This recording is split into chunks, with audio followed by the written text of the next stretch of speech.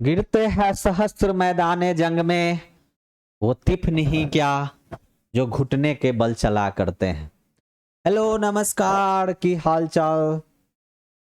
चलो आज हम लोग जो है सो ऑर्गेनिक केमिस्ट्री शुरू कर रहे हैं। ऑर्गेनिक केमिस्ट्री शुरू करने से पहले हम लोग समझते हैं ऑर्गेनिक कंपाउंड के बारे में। इसके बारे में तो ऑर्गेनिक कंपाउंड के बारे में हम लोग समझ रहे हैं, ठीक है। देखो ऑर्गेनिक कंपाउंड होता क्या है, तो यह क्या है, it is compound of hydrocarbon and it's derivatives, ठीक है। या हाइड्रोकार्बन या उसके डेरिवेटिव का कंपाउंड है। यह क्या है, हाइड्रोकार्बन और उसके डेरिवेटिव का कंपाउंड है। अब बात आती है कि हाइड्रोकार्बन क्या होता है। जब हाइड्रोकार्बन क्या होता है, उसका डेरिवेटिव क्या होता है, ठीक है। तो देखो हाइड्रोकार्बन नाम ही से दिख रहा है, हाइड्रोकार्बन। हाइड्रोकार्बन पहले समझ लो, यह दो शब्द मिलकर के बना हुआ है। यह दो शब्द मिलकर के बना हुआ हाइड्रो और कार्बन। हाइड्रो और कार्बन, तो हाइड्रो और कार्बन से मिलकर के बना हुआ है। कहने का मतलब है कि इसमें हाइड्रो का मतलब होता है हाइड्रोजन। हाइड्रो का मतलब क्या होता है, हाइड्रोजन। हाइड्रो का मतलब हो गया हाइड्रोजन, और कार्बन तो कार्बन ही है।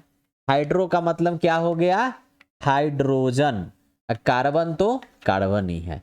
यानी कि हाइड्रोजन और कार्बन से मिला हुआ कंपाउंड क्या कहलाएगा, हाइड्रोकार्बन कहलाएगा। इसी एग्जाम्पल के तौर पर हम लोग एक ले रहे हैं, सुने हैं ना CH4, यह क्या है, मीथेन है, ठीक है। देखो यह हाइड्रोकार्बन है क्योंकि कार्बन और हाइड्रोजन से मिलकर के बना हुआ है। एक और बात है C2H6, इसको क्या बोलेंगे बोलो, तो सही बोले हो, इथेन, ठीक है। तो यह भी एक हाइड्रोकार्बन बोलेंगे क्योंकि इसमें भी कार्बन और हाइड्रोजन ही है सिर्फ, ठीक है। अब नंबर ऑफ एटम का बात करोगे तो एटम जो हो जाएगा ना, इसमें कितने एटम होंगे, तो एक कार्बन का 4 हाइड्रोजन का मतलब 5, और इसमें कितने होंगे, तो 2 कार्बन का और 6 हाइड्रोजन का, तो 6 और 2 कितना हो गया, 8, ठीक है। चलो अब देखो ये तो हाइड्रोकार्बन हो गया। हाइड्रोकार्बन का डेरिवेटिव क्या होगा, ठीक है। तो हाइड्रोकार्बन का हम लोग जो है सो देखते हैं कि डेरिवेटिव, ठीक है ना। हाइड्रोकार्बन का डेरिवेटिव, देखो हाइड्रोकार्बन का हम लोग डेरिवेटिव देख रहे हैं। तो देखो यहां पे जो है सो मान लो डेरिवेटिव का मतलब पहले क्या होता है कि उसी से निकला हुआ, उसी से बना हुआ। जैसे यहाँ पे हाइड्रोजन को मान लीजिए एक हाइड्रोजन हम हटाएं, इसके स्थान पर एक OH जोड़ दिए, ठीक है। एक हाइड्रोजन हटाए मतलब कार्बन तो एक ही रहा, और हाइड्रोजन यहाँ पे 3 हो गया। अब एक हाइड्रोजन के बदले क्या जोड़ दिए, OH जोड़ दिए, ठीक है। तो बच्चों यह OH क्या आपको पता है, OH एक फंक्शनल ग्रुप है जो एल्कोहल को दर्शाता है। तो यह जो है मीथेन से बन गया, यह मिथाइल एल्कोहल, इसका नाम क्या हो गया, मिथाइल एल्कोहल। अब मिथाइल एल्कोहल निकला क्या है, कहां से बना, कहां है, इसमें मीथेन से बना हुआ है। तो मीथेन हाइड्रोकार्बन हो गया, मिथाइल एल्कोहल इस मीथेन का यानी कि इस हाइड्रोकार्बन का डेरिवेटिव हो गया, ठीक है। अब बात करते हैं यहां पे C2H6। तो C2H6 बोलो, इसमें से एक हाइड्रोजन हटाएंगे और एक OH जोड़ देंगे तो क्या हो जाएगा, क्या हो जाएगा बोलो, सही बोला है। तो कार्बन तो 2 ही है, हाइड्रोजन 6 था लेकिन अब 5 हो गया, एक खत्म हो गया, और उसके स्थान पर क्या आ गया, OH ग्रुप आ गया, ठीक है। यह एल्कोहल हो गया। तो यह तुम्हारा क्या है, इसका नाम क्या हो जाएगा, पहले इथेन था अब यह इथाइल, OL के बदले एल्कोहल, ठीक है। OH के बदले एल्कोहल मतलब यह हो गया इथाइल एल्कोहल।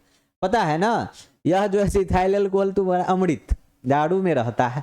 मिथाइल एल्कोहल जहरीला होता है। तो जो जहरीला शराब पीता है, सुना होगा कि जहरीला शराब के कारण इतना बिहार में मर गया है, क्योंकि बिहार में तो दारू बैन है, चोरी छुपी दारू बनाता है। अब उसके पास कोई टेस्टिंग उस्टिंग का तो उपाय है नहीं जो बनाता है, तो वह जो ट्रेडिशनल तरीका है, जो पारंपरिक तरीका उसके अनुसार बनाता है, हो सके मिथाइल अल्कोहल वहां से तो निकल जाए। अब वो अगर मिल जाएगा तो इसी कारण वह दारू जहर बन जाता है। पीने के समय थोड़ा ही बुझाता है कि दारू पी रहे हैं कि जहर पी रहे हैं। हाँ, बात समझ में आया ना। तो यह जो है सो आपका हो गया उसका डेरिवेटिव। तो समझ गए ना ऑर्गेनिक कंपाउंड क्या होता है। अब हम लोग चर्चा करते हैं, अब बात करते हैं ऑर्गेनिक केमिस्ट्री के बारे में। ठीक है, ऑर्गेनिक केमिस्ट्री के बारे में चर्चा करेंगे। ऑर्गेनिक केमिस्ट्री, देखो भाई ऑर्गेनिक केमिस्ट्री नाम से ही है, मतलब इसमें वैसा केमिस्ट्री जिसमें हम लोग ऑर्गेनिक कंपाउंड यानी कार्बनिक यौगिक के बारे में पढ़ेंगे। ठीक है, तो it is branch of chemistry. इसका मतलब क्या हो गया, यह केमिस्ट्री का एक शाखा है। ठीक है, which deals hydrocarbon, which deals hydrocarbon and its derivatives। कहने का मतलब है कि हाइड्रोकार्बन और उसका डेरिवेटिव को बोलते हैं ऑर्गेनिक कंपाउंड। यानी कि यह केमिस्ट्री की वह शाखा है जो हाइड्रोकार्बन या उसके डेरिवेटिव यानी कि ऑर्गेनिक कंपाउंड को अध्ययन करे, डील करे, वह क्या कहलाता है, ऑर्गेनिक केमिस्ट्री। ठीक है, अब बच्चों इसमें बात आता है कि ऑर्गेनिक केमिस्ट्री में कौन कौन एलिमेंट मेन रूप से होता है। तो देखो इसमें कार्बन हाइड्रोजन रहेगा, वह होमो एटम इसका है। ठीक है, तो होमो एटम ऑफ ऑर्गेनिक कंपाउंड। ठीक है, इसमें क्या क्या है, तो कार्बन और हाइड्रोजन। अब इसके अलावा जो भी रहेगा वह इसका हेटेरो एटम है। तो hetero, generally hetero atom of organic compound, तो वह क्या होगा, तुम्हारा सल्फर हो सकता है, फास्फोरस हो सकता है, ऑक्सीजन हो सकता है, नाइट्रोजन हो सकता है। स्पून याद रखना, चम्मच होता है ना। इसके बाद हैलोजन हो सकता है, एक से हैलोजन या फ्लोरीन, क्लोरीन, ब्रोमीन और आयोडीन। आस्टेंटाइन को छोड़ देंगे। Fluorine, chlorine, Cl, Br, bromine और आई से आयोडीन। ये सल्फर है, फास्फोरस है, ऑक्सीजन है और नाइट्रोजन है। इसका याद है ना, ये 17वां ग्रुप का है। और इसको याद रखने का तरीका, फिर कल बाहर आई एंटी आस्टेंटाइन, तो उसको हमको छोड़ देना है। ठीक है, इतना आस्टेंटाइन इसमें आवश्यकता नहीं है। अब बात करते हैं, अब इसका याद रखो, अब जो सल्फर है इसका थोड़ा सा आप वैलेंस इलेक्ट्रॉन और वैलेंसी याद रखना। वैलेंस इलेक्ट्रॉन और वैलेंसी याद रखना। देखो सल्फर का और ऑक्सीजन 16वां ग्रुप का है, तो वैलेंस इलेक्ट्रॉन कितना हो जाएगा, इसका 6 हो जाएगा और इसका 6 हो जाएगा। फास्फोरस और नाइट्रोजन 15वां ग्रुप का है, तो इसका जो है सो 5 हो जाएगा और इसका 5 हो जाएगा। ठीक है, अब वैलेंसी का बात करो, इसका हैलोजन तो क्या है, यह जो है सो तुम्हारा है 17वां ग्रुप का, तो वैलेंस इलेक्ट्रॉन 7 हो जाएगा। अब बात करें इसका वैलेंसी का, तो वैलेंसी बताओ, अगर 8 से ऊपर है तो 2 घटा, 8 में से यह वैलेंस इलेक्ट्रॉन घटा देते हैं, तो कितना हो जाएगा, इसका वैलेंसी 2, इसका फास्फोरस का 3, ऑक्सीजन का 2, नाइट्रोजन का 3 और सारा हैलोजन का कितना हो जाएगा, 1। अब बॉन्ड यहाँ पे हम लोग जनरली कोवैलेंट बॉन्ड के बारे में चर्चा करेंगे। तो कोवैलेंट बॉन्ड आपको पता ही होगा, वह क्या होता है, शेयरिंग से बनता है। ठीक है, तो यहाँ पे जो है सो मतलब यह आप कोवैलेंट एक सिंगल हो गया, अगर 2 गो है तो डबल है, 3 गो है तो यह ट्रिपल है। ठीक है, यह तुम्हारा क्या है, कोवैलेंट बॉन्ड है, यह सिंगल बॉन्ड है, यह डबल बॉन्ड है, यह ट्रिपल बॉन्ड है। ठीक है, ये दोनों को एक साथ बोलते हैं मल्टीपल बॉन्ड। मल्टीपल बॉन्ड, बात समझ में आ रहा। तो वैलेंसी इसका मतलब 2 है, तो सल्फर क्या गो बॉन्ड बनाएगा, तो यह डबल 2 गो बॉन्ड बनाएगा। ठीक है, चाहे 2 गो सिंगल बना ले या 2 गो डबल बना ले।